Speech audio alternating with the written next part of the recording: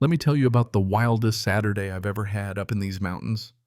One that started out so peaceful, you'd think nothing could go sideways. There I was, sun peeking through the pines, just enjoying a cup of coffee with Anna, my wife, my better half, the only person I'd trust to actually aim a security camera in the right direction. That's right, we had cameras on our cabin, not because we're paranoid or anything, just, mountain people learn real fast. It pays to be careful. You never know what or who might show up. See, ever since we bought our 3 acres and moved into that old log cabin, no mortgage paid, cash freedom on the deed. You'd think we'd finally found some peace.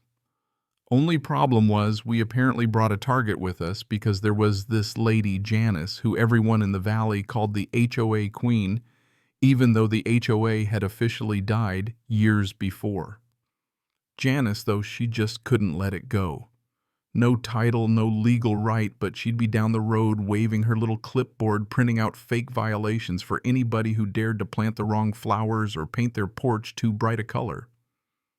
I'd seen her sneak onto folks' property before, said it was an inspection, but I think she just liked to snoop. We ignored her as long as we could. But that Saturday morning, you could practically feel the drama rolling in before her Subaru even crunched up our gravel.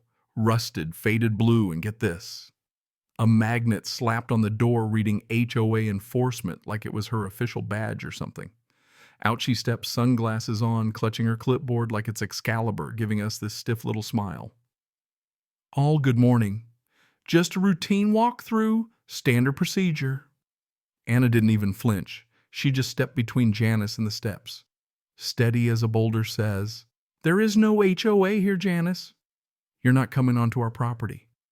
And I swear for a second, Janice looked like she was going to try and sprint past.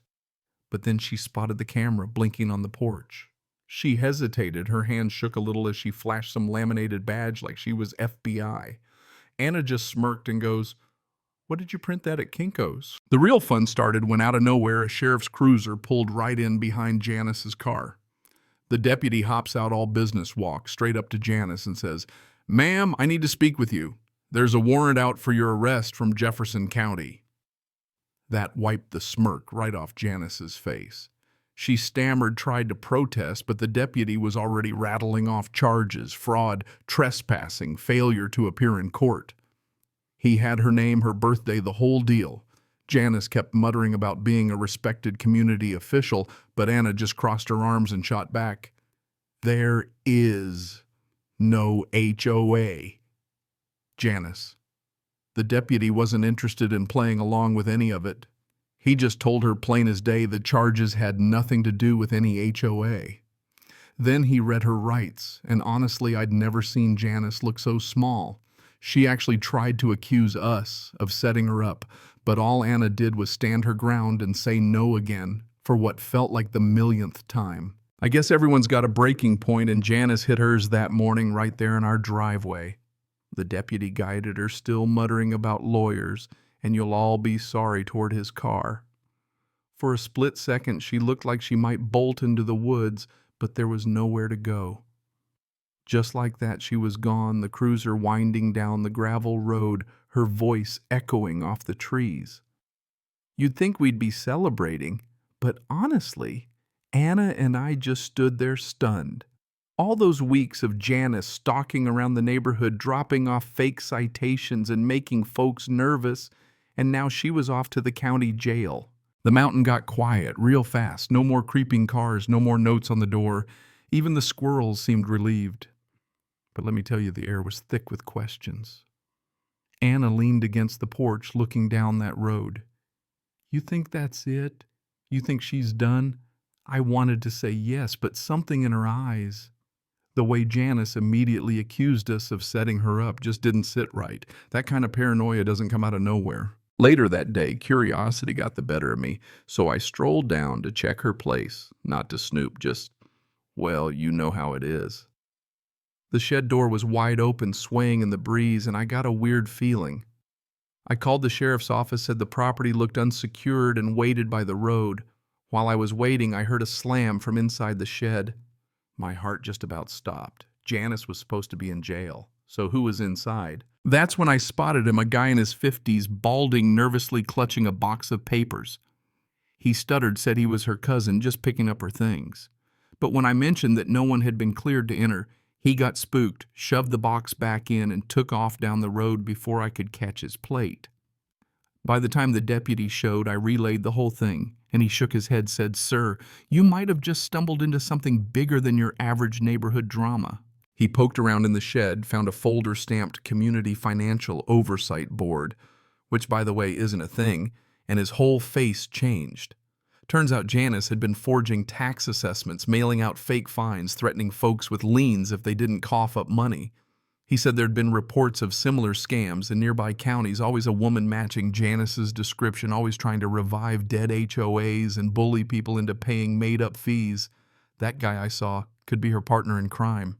That night, Anna and I sat by the fire, both a little shaken, realizing Janice had spent months running her own little fiefdom, making people believe she had real power. Anna swirled her tea, thinking out loud. If she hadn't tried us one more time, she might have gotten away with it. I agreed. If Anna hadn't blocked her path that morning, who knows what Janice would have done or planted or accused us of. Sleep didn't come easy, even with her behind bars. There was this feeling like maybe her reach went farther than we realized. Turns out we were right. Over the next week, neighbors started coming forward. 4 of them had gotten mandatory maintenance invoices from Janice's fake board, 2 had actually paid, and 1 handed over almost $1,000 to avoid property suspension. People were embarrassed to admit it, but hearing about her arrest cracked something open. Stories started spilling out. She'd run this scam in other rural pockets before us, always picking places where no one was watching too close. The prosecutor took it from there, fraud impersonating a public official, trespassing, and who knows what else. Anna stood on our porch at sunset a few days later, watching the sun drip down behind the pines. Funny, she said, she really thought we were the problem. I wrapped my arm around her, feeling the tension finally start to break. Guess she never thought her own little kingdom could fall over a blocked driveway and a real badge. And just like that, the mountain breathed easy again. 1 driveway, standoff, 1 clipboard queen behind bars, and a whole lot of neighbors who finally got to laugh about it. But you know what? Stories like this don't ever really end. If you think karma hit just right this time, smash that like button, drop your wildest HOA or scam story down in the comments, and let's hear what you think. Was this justice or just a taste of it? Because something tells me up in these hills, the next twist is always just around the bend.